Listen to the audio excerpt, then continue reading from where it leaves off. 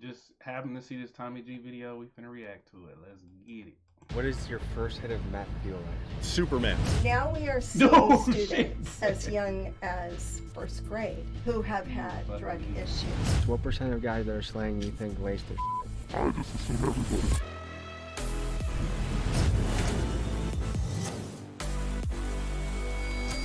Omaha. What Nook say? Trying to stay away, but hearing us keep saying Omaha. Online it says that Omaha is the most drug addicted city in America. Does that surprise you? The United States of America is facing a massive drug crisis. In 2021, over 106,000 people died from drug overdoses. This is up 14% from 2020. The main culprit in this story is fentanyl. Next to the fentanyl crisis wreaking havoc in communities across the country, overdoses, drug seizures, and concerns continue to grow from coast to coast. The victim can be seen buying the fentanyl and then walking over to the front door of the gas station before collapsing. A snapshot of America's fentanyl crisis. An average of one person every 10 hours dies in this city of a fentanyl overdose. A lot more people are dying, and it's in a lot of the drug supply, and people are doing it without knowing they're doing it. Fentanyl was created in 1959 by Dr. Paul Janssen to be a more efficient alternative to morphine, and it's used in hospitals to help with surgeries and pain management. Due to its potency and how cheap it is to produce, drug dealers cut their products with fentanyl to stretch it and make it stronger. The journey of fentanyl to the United States is as follows. Much of it is created in China and India, and it's sold to Mexican criminal organizations like the Sinaloa cartel. It's then smuggled across the border, and it's been flooding the American streets. Today, we visit the most drug-addicted city in America, Hold on, I just want to see. and it's been flooding the American streets. Well, Today, you know, a city, yeah, you get wicked all over through there. Especially.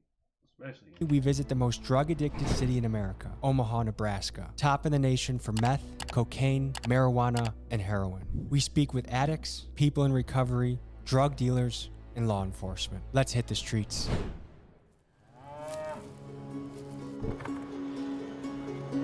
Back to the old video too, where Tommy G went to Des Moines, Iowa. People just be thinking like those cities just all cornfields, but every state got like an inner city.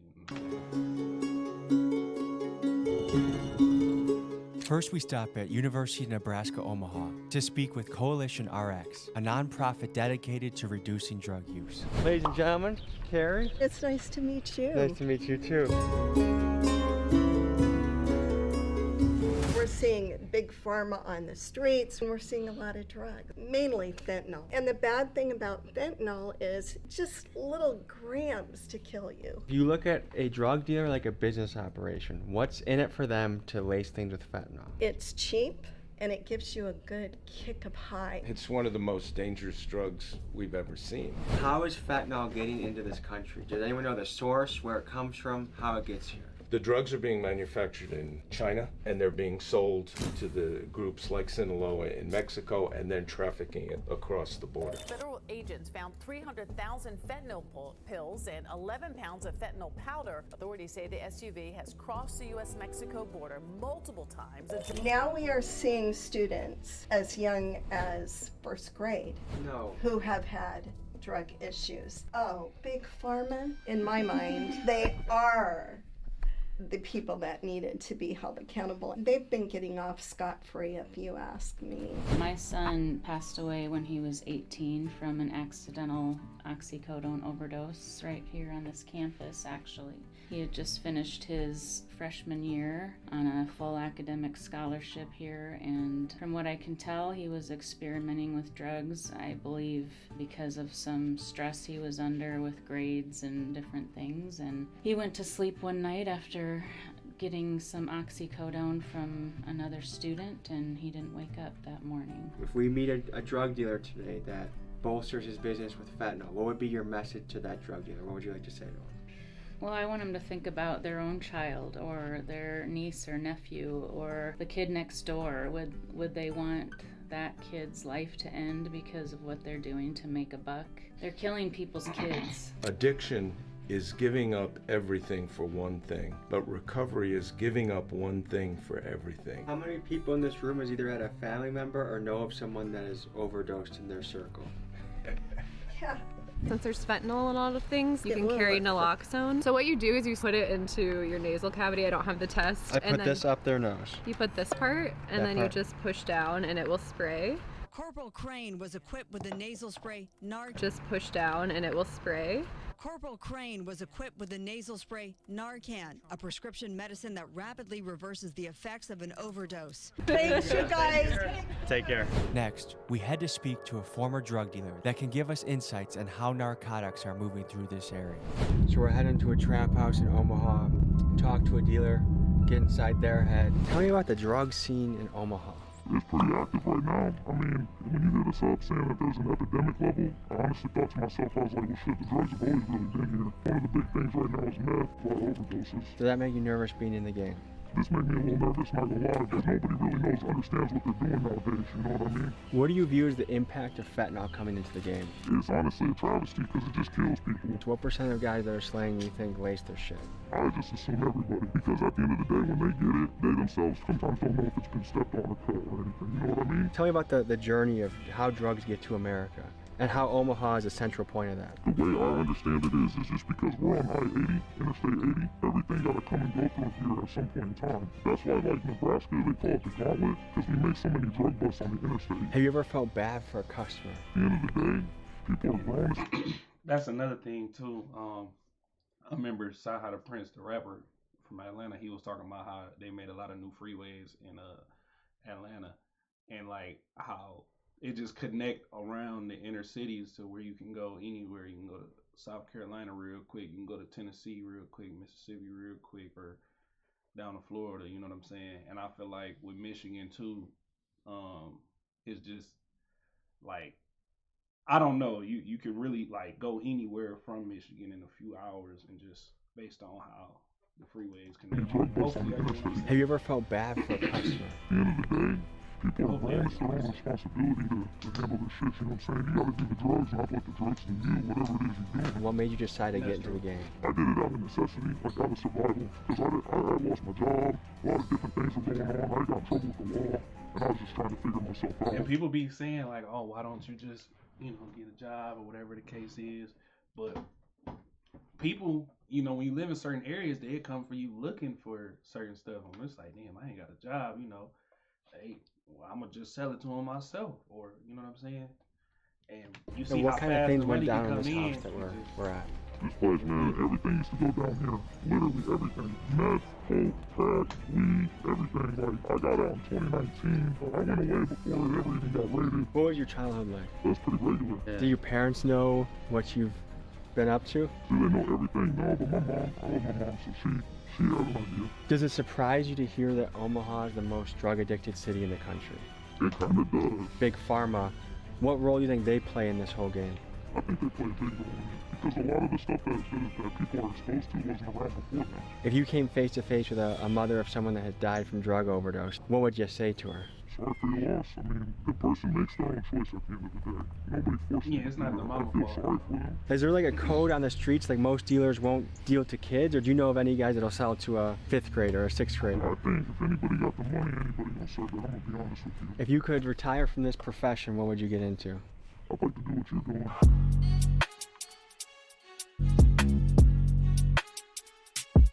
I think everybody want to be a YouTuber, even if they not like a big YouTuber. Everybody would like to have a decent check from it, or let's say, even if it's just a few $100s. Everybody want to play the game, or even just make videos. A lot of people don't be knowing how. This kind of off topic from the video, but. Next, we head to a part of Omaha where drug addicts and homeless people so are many living different in ways tents you on can the do street YouTube. to get their story and hear what their life is like. Omaha is known as the most drug-addicted city in America. It is.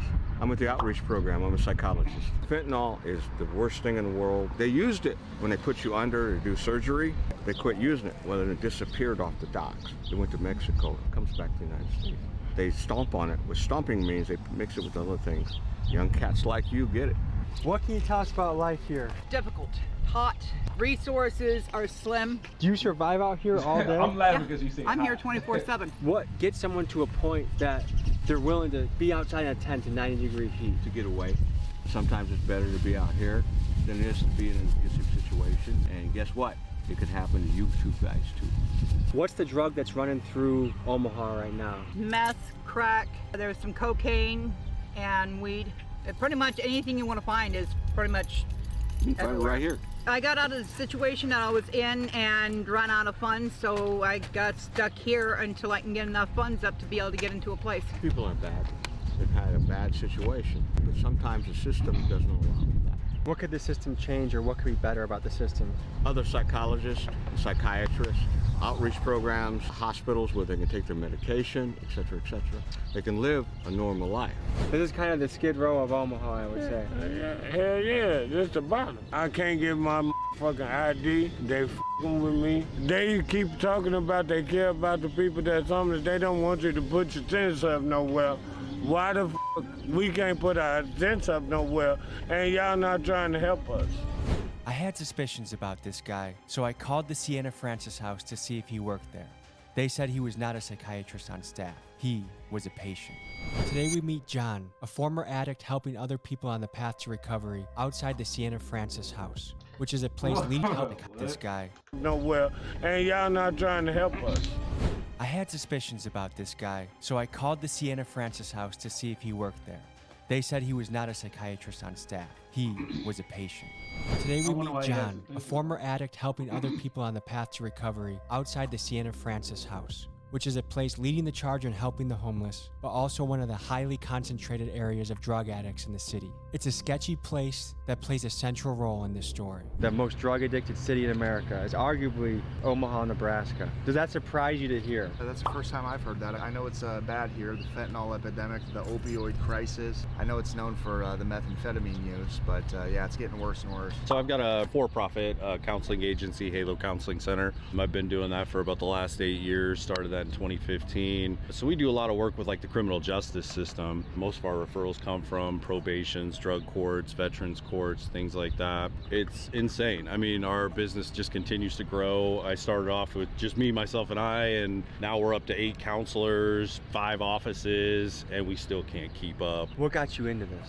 So I got my own history. In 2006, I was out on the streets smoking meth. I was involved in a raid September 11, 2006, and was arrested, charged with conspiracy to distribute 500 grams of meth. So I was just with the guy that was doing it, basically. I was his right-hand man. So that's where it started for me, where my sobriety got started, was that treatment facility right there. Used to be a lot of tents out here, and if we end up walking down farther that way, you'll see a lot of tents and everything where the people choose not to go into the shelter. You know, they're either not ready yet or it's just not for them. How did you become sober? I got arrested, which is my sober date, August 26th of 2020, and arrested for methamphetamine. I went to jail for 6 months, and you know, I've been battling drug addiction for probably the last 10 years. And so I was arrested, sat in jail for 6 months. I came over here. I was here for 7 months, and then went to the halfway house, and then just been trying to get my life back together slowly but surely. It seems like jail is a lot of people's sober day. Yeah, absolutely. Some sort of higher power, man, that gave me the option to do a program that we offer here, and if I graduate that program, I get the felony removed from my records. Once I got into jail, it was almost a sense of relief because I had attempted sobriety, you know, some feeble attempts, didn't really reach out to get any real help. Then when I was charged federally, then it just became a fear factor. Once you see the United States of America versus John Sapensky, that tends to tighten some things up in the old body there. What does your first hit of meth feel like?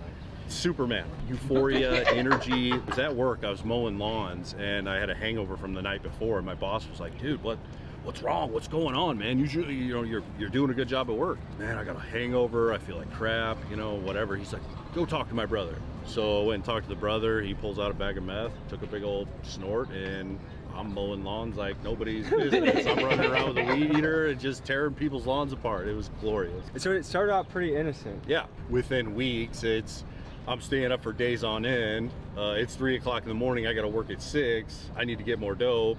Can't find any more dope. Can't go to work. And the cycle began. My first experience with it was I was using marijuana at the time, and my friend came over, and I took a hit of meth, and it really didn't do anything for me then. I don't know if it was because I was already prescribed amphetamines, legal amphetamines. And then years down the road, after I got into some trouble in a different city, I was on probation, and I was kind of trying to be clean, and a girl said to me that I was seeing at the time, she said, well, this will make sex better. Of course, I'm all for it. You know, if it's going to make sex better, why not?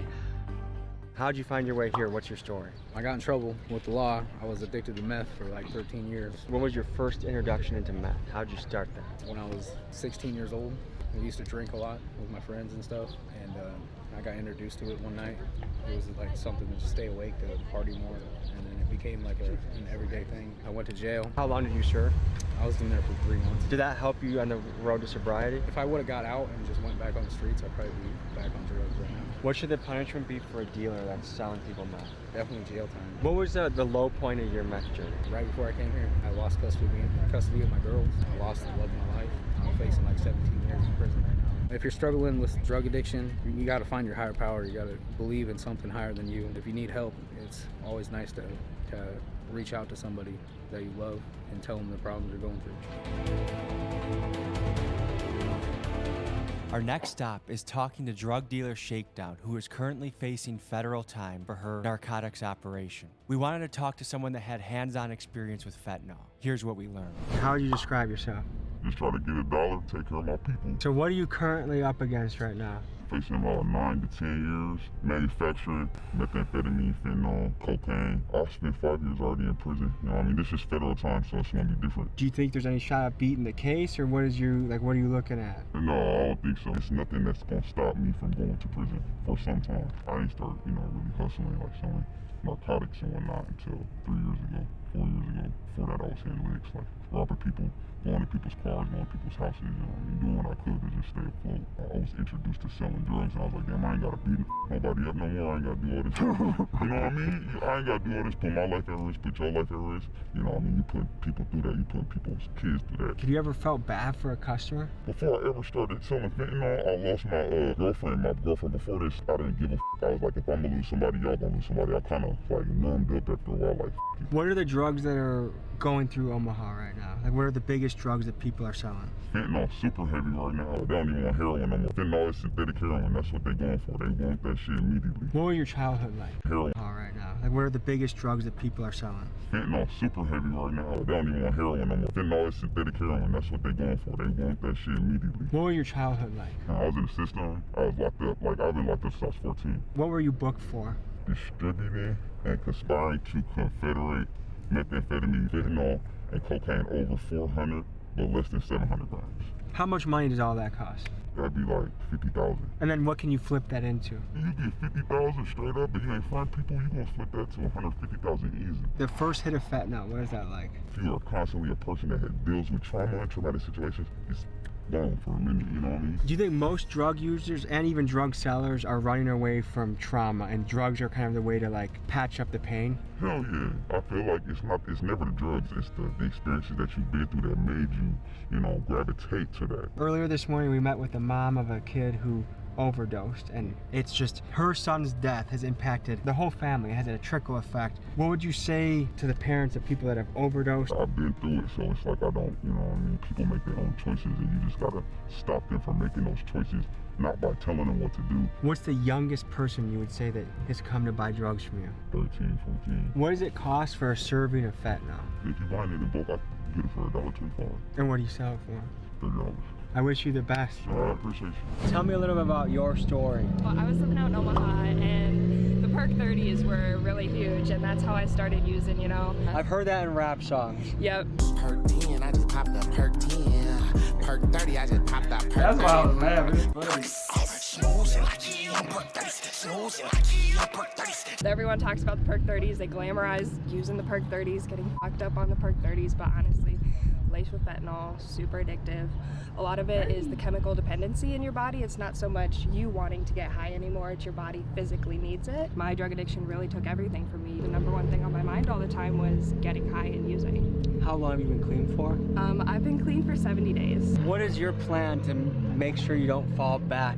Those withdrawals, man, when I went through withdrawals and treatment, it felt like I was on my deathbed, Couldn't sleep, I couldn't eat, I was throwing up, and that's a big reason why I feel like I can't go back, is just because I know the hold that it'll have on my life. I was spending $500 a week on my drug habit. What was rock bottom for you? I was staying in someone else's house, no money, selling my own things on Facebook, so that way I had money to get high, and even then I was maybe using one time a day, and I was still really sick. Addiction doesn't discriminate, you know. People think that it's only low-class people who get addicted to drugs, but honestly, anyone can get addicted to drugs. I was very fortunate growing up. When I was finally on my own, I met a man who kind of veered my life in a different direction, and I chose to take that path. I can't imagine what it's like doing your job in this area. What is it like? You get used to it. I mean, that's what you signed up for, right? What would you do to help a city like this? I really don't have an answer for you. I guess you can either invest money into the incarceration side, or you can invest money into the rehabilitation side. So you gotta go for rehabilitation, right? Yeah. I mean, you want to help people as best you can. You don't want to incarcerate them for life. What percent of the calls you would say you have to answer to are drug related? Probably more than half. We appreciate what you're doing and thank you. Yeah, you all take care, all right? That was a cool video. I ain't really gonna say too much because I ain't gonna say too much. But I understand why people do it, and I understand why people take it. I don't take drugs, but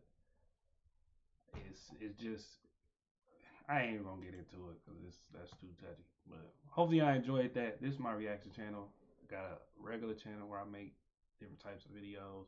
Scuba Crazy on all platforms. We out.